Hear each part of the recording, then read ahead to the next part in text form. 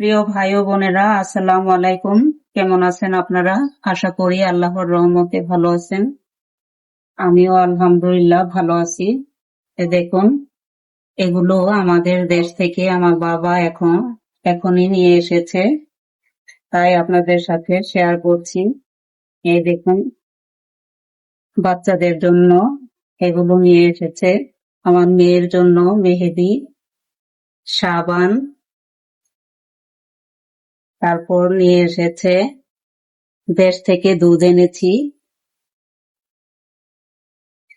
এগুলো হচ্ছে মেলার নিমকি।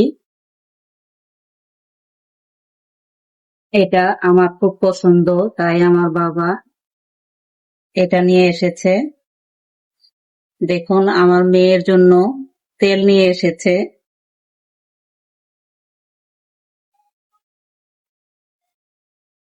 ভালো থাকবেন, সুস্থ থাকবেন। আল্লাহ হাফেজ।